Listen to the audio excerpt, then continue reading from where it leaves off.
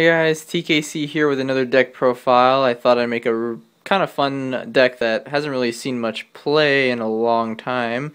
Decided to make a mono water deck. Mono water Cyberlords, of course. The deck is 40 cards, so let's go ahead and get straight to it. The deck is pretty much the same as it always has been, but you know, of course, a couple of new cards and a couple little additions here and there, and it's a little bit different than the usual Cyberlord list. So let's go check right here. So we have the pretty obvious bait of Cyberlords over here. We got the 3 Cyber Sprite cheap blockers.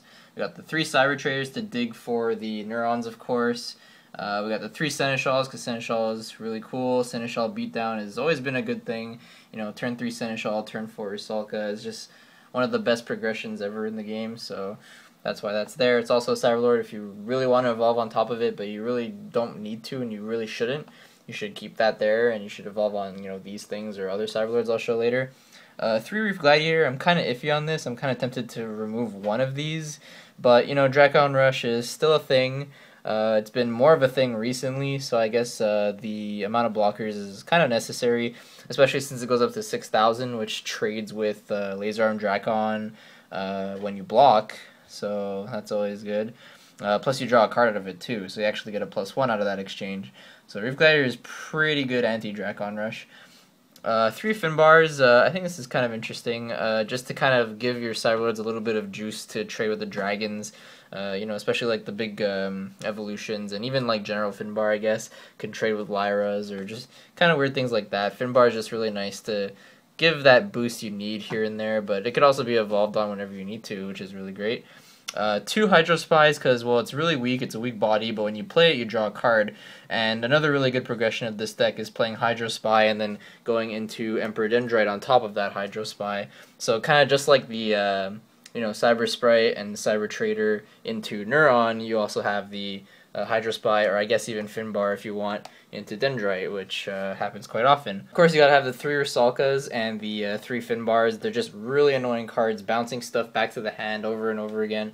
Finbarr is excellent, making all of your attackers draw you more cards, so when you attack with Seneschal, you draw 2, and when you attack with all your other, you know, cards, you draw even more cards, so it's just pretty insane. Even like Neuron, more draw power. There's just a lot of draw power in this deck that you really don't need cards like Logo Scanner, Spy Mission, things like that, because it's just draw all over the place. Like here, like 1, 2, 3, 4, 5, 6.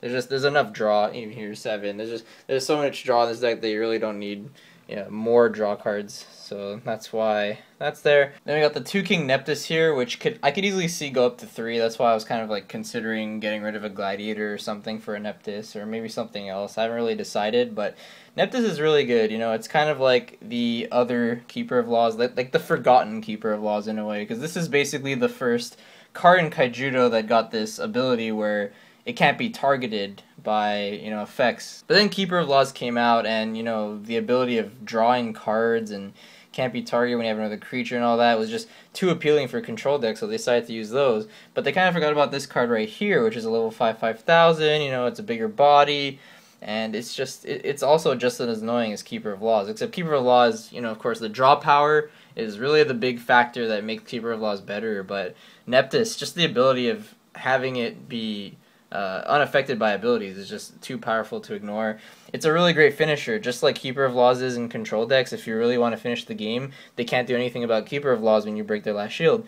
So it's the same thing with Neptus in here. It's basically the same purpose. That's what's so good about Neptus in the deck. And then lastly, of course, the evolutions. I'm using a playset of Neurons and a playset of Dendrites, because what do you know? Another card that bounces stuff back to your hand.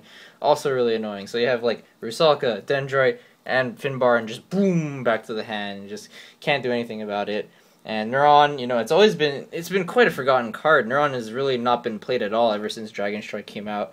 But Neuron is still a force to be reckoned with. You know, drawing cards, unblockable. It's still pretty brutal, so that's why that's there, of course. Now, on to the spells, which I think are kind of interesting. A little bit different than most mono water decks I've seen out there.